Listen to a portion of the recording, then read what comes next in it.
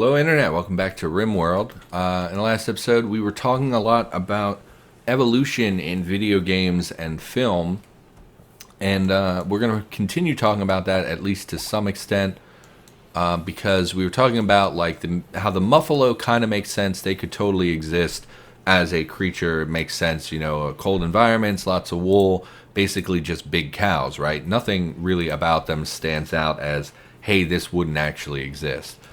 But things like the boom rats make no sense from an evolutionary standpoint. We're killing a lot of boars, and we have a lot of chickens that need murdering. And we're out of kibble again. I don't understand why this keeps happening. I guess one is so busy cooking that she never has time to make the kibble. So we're going to set Turtle. Well, Turtle's injured. Well, she's not injured anymore. Look, another one died. Oh, it was a rat this time.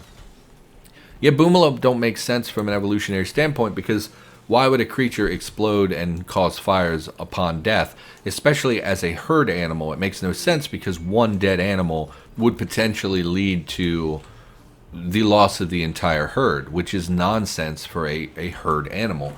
So that always really bothered me, and I really hate when games have things like that, like games, books, movies, when there's a very clear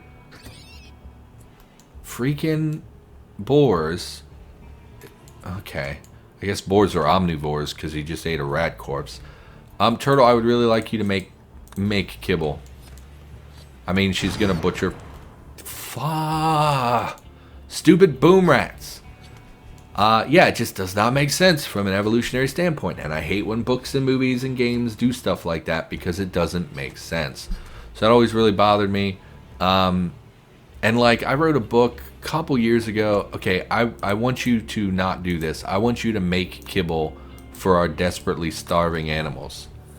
Movies and books do this where they have plot holes. And I wrote a book a couple years ago, and the book was about, I'm not going to tell you exactly what it was about, but basically there's this book when I was a kid. It was called Invitation to the Game.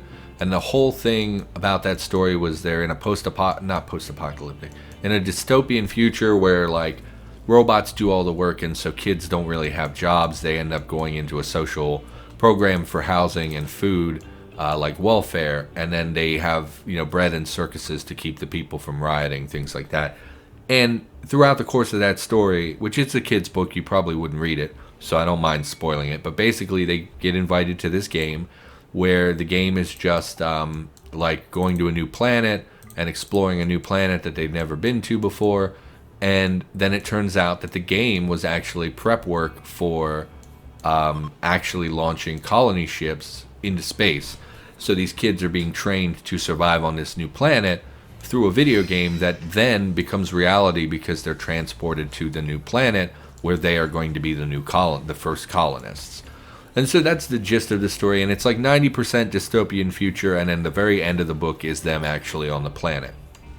And I always really liked that. I thought that's a great idea, using video games to prep people for a new environment. I thought that was really cool.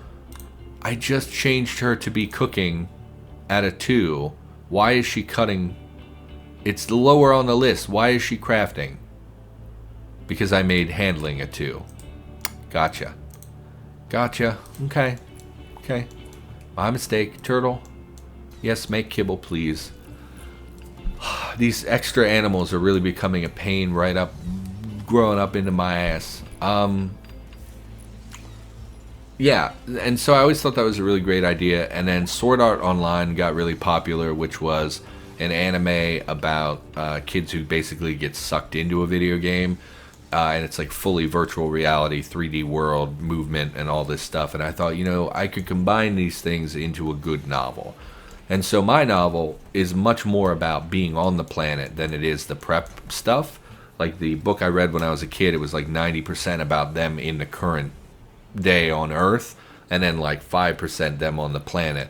And mine's like the total opposite. You're in the old world for like a chapter, and then we go to the new world for the rest of the book. And part of that, creating a new world for them to explore, involved creating creatures to occupy that world.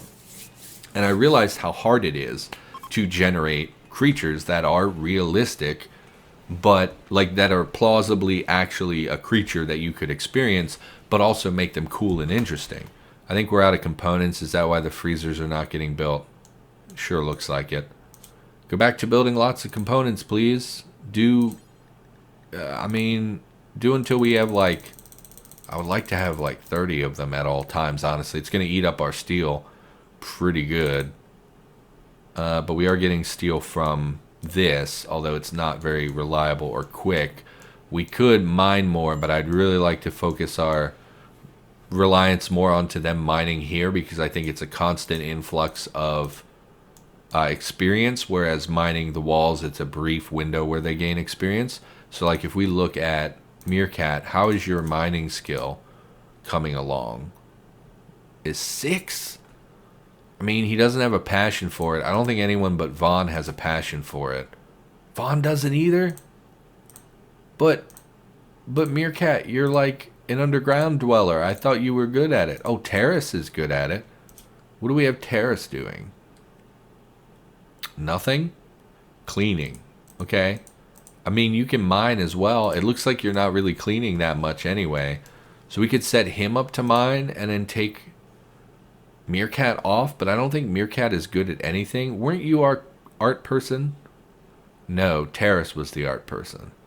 Okay. Okay, we'll see how this shakes out. First, we'll see if we can get Terrace mining instead of Meerkat, because Terrace will level up much faster, which I'm going to assume, and he's better at it, which I'm going to assume means it would output faster. It's got to be based on their mining skill. And I found that it was really difficult to generate creatures that are plausible and potentially real creatures, but also interesting and unique. And I feel like I failed at that. I wrote a book, and there were only siege. They want to besiege the colony and pound you with mortars from a distance. Yeah, this is also one of my least favorite raid types, because they come in and they basically instant build sandbags and mortars. And I really hate how quickly they do that. Because you don't have a lot of time to respond. So Vaughn, Whitlock, Turtle, Kimmy, Meerkat, Terrace, Agatha. Everyone but Pixie. Draft. And we're going to go out and fight. We don't have armor, and they're going to get into a defensive position pretty much immediately. So really hate that, but we're going to go and try to engage them as quickly as possible. Can you take... Yes, I was going to say, can you take shots from there? That'd be great. We don't have any cover, which is a real problem. But if we can just pepper them and lower their health a little bit before they can rejoin the group, it doesn't look like we're going to be able to kill them in time. I don't want you getting super close. Let's just see if we can... They're in a funnel here. Maybe we can hit some of them. That's the shotgun. That's like the least valuable. Very nice. Oh, he has cover now. And we took a hit. Okay. I don't know if they'll come to us or not. It does not look like they're going to come to us. We're going to flank.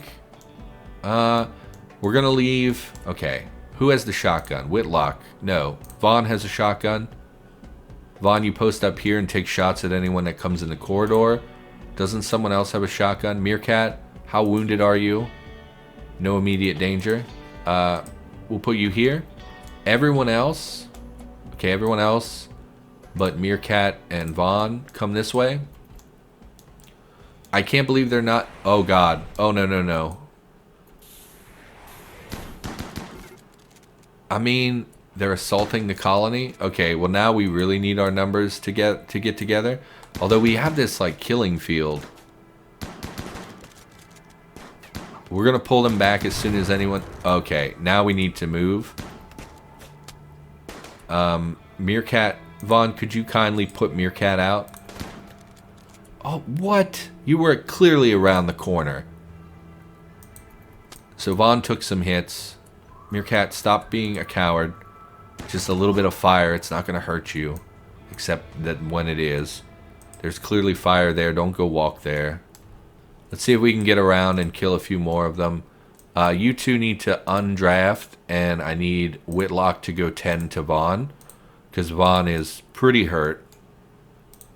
11 hours. That's plenty of time. And we're going to forbid this. I can't believe how easily that went down. That grizzly bear should ultimately end up eating the corpses, so I don't think that that's a big deal. He's not going to hurt us. Sheen pistol. Meerkat, why are you... Oh, I thought he was on fire.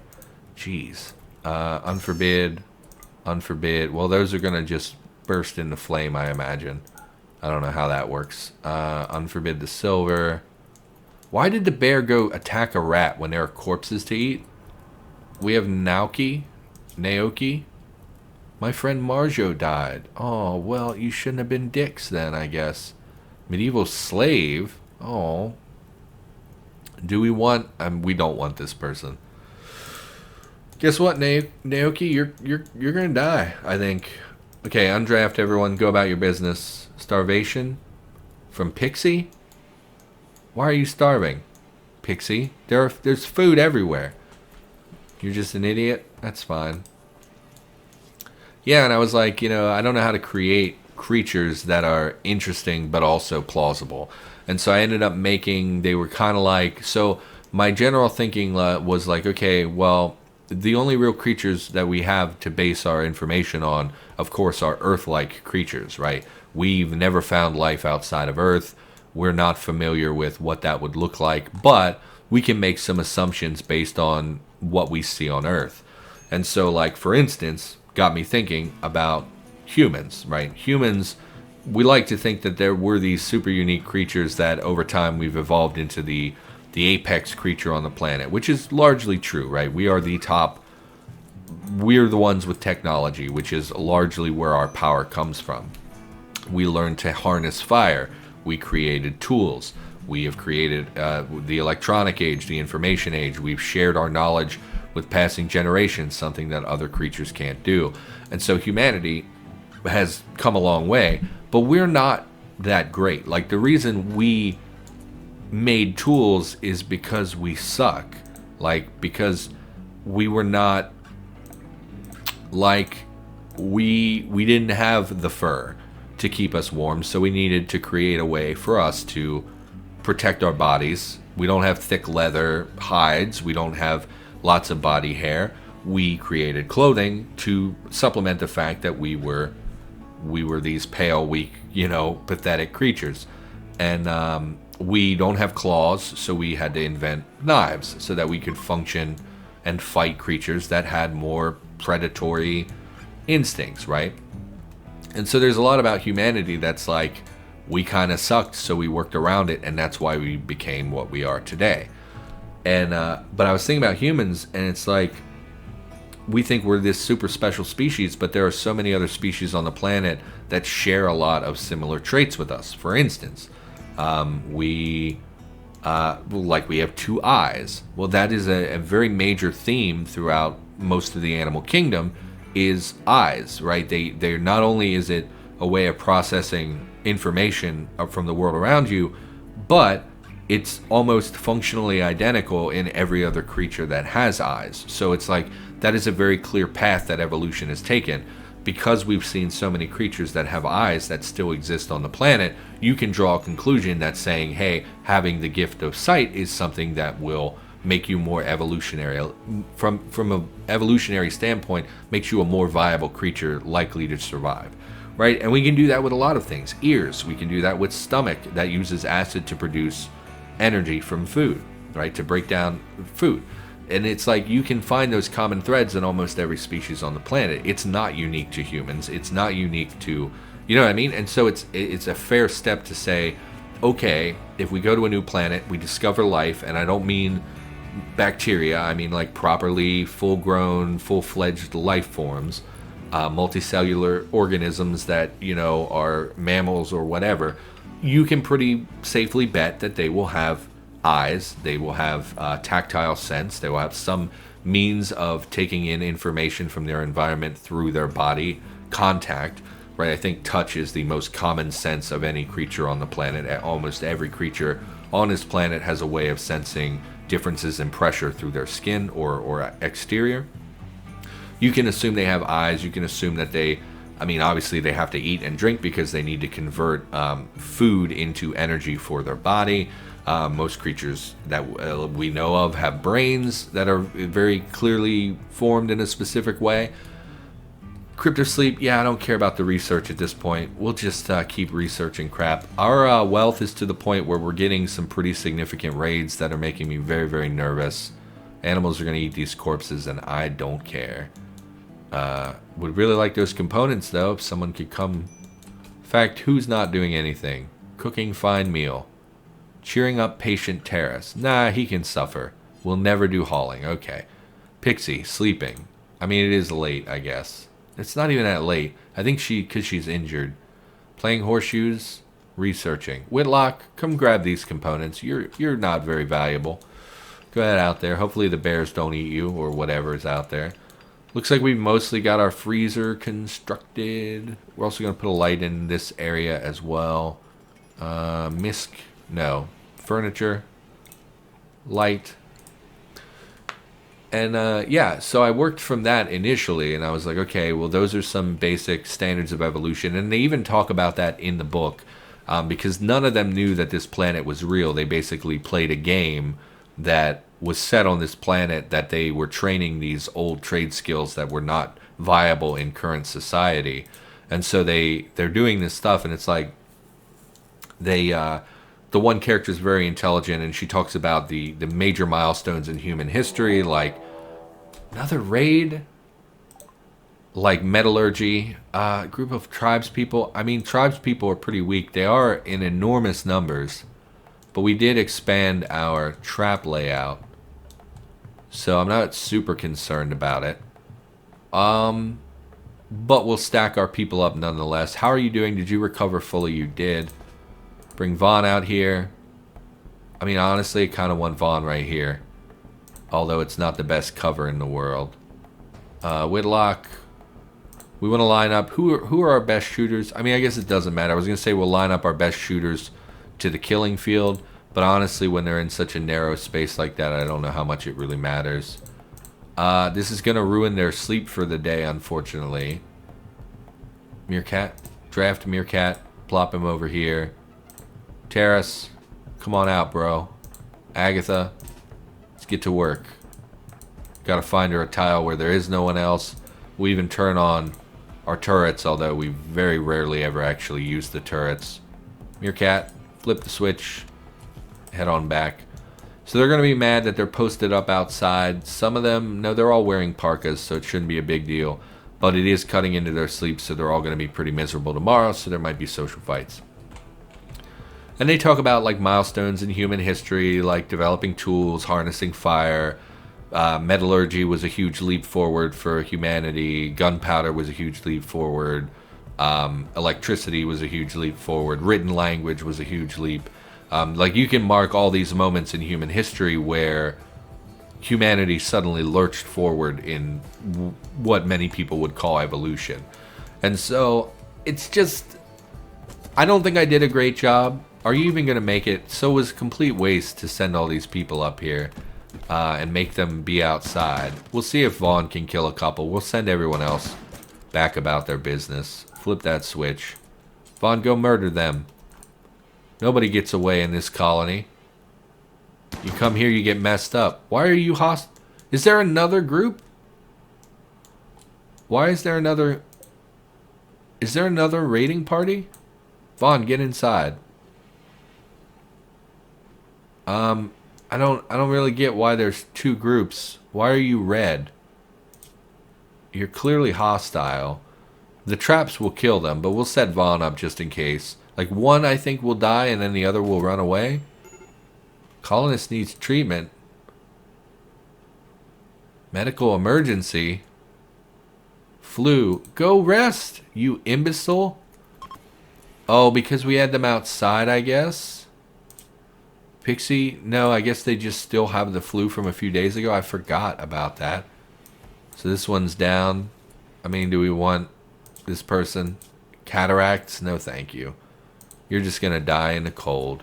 Go strip this individual. No, don't. Just let them. If they survive, they survive. If they don't, they don't. Who has the flu? Is it Terrace? Terrace and Pixie? Okay, Ricardo gave birth. Who is Ricardo? Well, obviously it's one of our Muffalo. I didn't know they were pregnant again. That's fine. We're out of kibble again. Turtle, if you would kindly make kibble. Why are you using milk to make kibble? Whatever. Yeah, I don't think I did a great job at evolution stuff in the book, but like it was fun and it was interesting to think about it as a concept. Like we might all think about like creatures from like Star Wars or something, and you think about like, oh, that's such a neat idea. But then when you start breaking it down into, does this creature make sense? Like it's just interesting. I don't think a lot of people think like that. And the actual concepts of evolution, the fact that there is clearly it's my opinion. So like, you ever play Mass Effect? So Mass Effect is a space game where you interact with a lot of non-human species. Most of the higher life forms that are sentient and can communicate and stuff like that, they're almost all bipedal, 2 eyes in the front of their head, 2 arms, 2 legs, right? Very, very straightforward evolutionary path. And because there are so many species that grew to be the same identical type of creature, like the Asari are virtually human with a little bit of like head tentacles, right? They're very humanoid. Most of the creatures in that game are, with the exception of like the weird like gas bag creatures, but I think they're only in the first game. I'm not 100% on what their deal is. Deconstruct. Let's expand our freezer. Still frozen in there, so no worries there. We can also deconstruct. Are these cooling this room? Yeah. So we actually don't want to deconstruct those until we get the third one in, just because I think it will take 3 to cool them. It may even take 4, but we can address that when summertime comes. And so if you go by Mass Effect, you can draw conclusions from that. You can say, okay, well, there is a clear singular path towards sentience and dominating your planet. And that would be being a biped, walking upright, being able to use your hands for tools instead of walking on them, the gift of sight and sound, and you know, they have the same facial features that we have, having a nose in the front of your face, things like that. You can draw small conclusions from that kind of stuff. And I think I don't know if they ever mention it in Mass Effect, but it's very clear that there's a singular evolutionary path. And so because of that, if you went to other planets and you saw creatures with those features, you could hypothesize that this creature will eventually become a sentient race that harnesses technology and electricity and things like that. And to me, that's deeply fascinating. I know I've been talking about it for like 40 minutes, and I don't know if you even care. But to me, to think about that stuff is really interesting. And I think about it kind of a lot. Like when I hear stories or when I read a book or watch a movie, I really do. I think about those kind of implications a lot. And to me, it either makes stories much better or much worse. So like, again, I just threw out Star Wars as an example. Star Wars is a great example of being a little bit more open to interpretation, a little bit less like you'll often see creatures in Star Wars where they'll have like just mouth flaps, and it's like, well, what purpose from an evolutionary standpoint could that flappy skin be? Like, why would they have that? Like, occasionally you'll see people with like vestigial arms or tails or whatever, and it's like, that makes sense, you know, evolutionarily. You probably originally had a tail because you were a tree-dwelling, whatever, blah, blah, blah, etc., which is perfectly fine. But when it comes to something like having big mouth flaps, it's like, yeah, aesthetically that's interesting. It makes your creature look different from other creatures. But how does that translate into something that once made sense for this species? And I feel like, you know, you can say a lot about Lucas and world building. I think that I don't like Star Wars. I'm not a fan of the films. There have been some good ones. I'm not going to say they're bad movies, but I'm not a huge fan of them personally. And for me, just never hit home. Lucas seems like sometimes he just does things because he thinks it's fun. It's like, well, that's great, but you have an obligation to your fans and things, so why can't you just approach this from like I'm going to do this right. I'm going to do this in a way that makes sense. It can't just Jar Jar Binks. well, my kids liked him. Dude, I don't care what your kids liked. You had produced 3 movies up to that point that were beloved and pretty much endeared by everyone who watched them. And then you created Jar Jar Binks, completely undercutting. It's literally one of the worst, probably the single worst character in film history, for no reason other than because you thought it was interesting. And like, there's a whole under thing of like racism about that and the way it talks and things. And it's like, you done messed up, and you did it just because you thought it was fun. You didn't think about the implications that that character would have on the larger story at hand, or how that species makes sense from any kind of standpoint. Like, it just bothers me so much. It's one of the reasons I dislike Star Wars so much, is that there's just a lot of nonsense. And I know some people love it. That's great. I prefer a little bit more realism in my stories, I guess. Maybe I'm a snob, I don't know. But never sat well with me. So, Terrace, are you still sick? You're not sick. So you're working at the deep drill, which I'm assuming means this goes up faster. Where did you go, Terrace? You're cleaning. Yeah, we really don't want him to be at cleaning number 1, because then he'll clean basically any time that dirt pops up around the colony. We would rather him focus on mining, I think. We can let cleaning go and just do like a mass clean like once a week. Slept in the cold. Terrace. Oh, we never put a heater in here. Oh my gosh, it's like 12 degrees in there. Let's get them a heater. Temperature. Heater. Put that here. And we will create a vent so that they can get through there. We don't have enough steel, which is fine. Terrace will get us some steel. It goes up pretty quickly. I mean, he could generate 100 or 200 steel a day by working this, I think. Which is not insignificant. It's not a lot, but it's not insignificant. We could always scrap some of these if we really wanted to. Expand our freezer any day now. So is it still cold in here? I mean, it's 13 degrees. We can deconstruct these as well, which will give some steel. Deconstruct this. Expand this zone. Well, we'll wait to do that till we get everything out of there. Got the crematorium up and running. We will cremate corpses infinitely. And we will burn drugs infinitely. Great.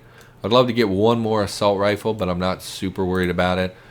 Incendiary launcher, I just don't want it. I don't like incendiaries in the colony. I don't like how many enemies they generate with the Molotovs and stuff. It makes sense from a Molotov perspective. They're very easy to make weapons, low-tech weapons that can do a lot of damage, but also not very fun, you know, to have a bunch of Molotovs and incendiary launchers show up at your base. Making good progress. I assume we got a fair bit of steel today. Looks like we're using it all, but that's okay. So now we have 3 freezers to keep up with this big room. I don't know if it will. We may put a 4th freezer in. We'll have to check it in the summertime and see how it goes. But, yeah, maybe I'm a snob. I don't know. It just bothers me. You know? I feel like if you're going to write a story, you could at least think about... Like, I watch so many movies with plot holes. Like, tonight I'm going to watch Us, I think. Because I haven't seen Us yet. Jordan Peele's Us. Heard a lot of great things. It's been spoiled for me. People already spoiled it. So I know the twist. I know the stuff that happens. And, like, the story behind that, it seems like it's a great allegorical movie. Not allegory. Like, great metaphorical movie. Like, it's supposed to be related to this... some attitudes in America that are not healthy that I myself complain about sometimes. And it's like, that's all interesting. And I like the message that it's going for.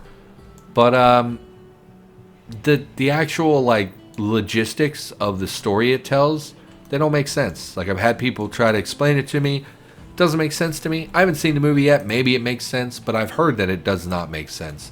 And it's like, okay, Jordan Peele, you're obviously a good cinematographer. He's done other good stuff.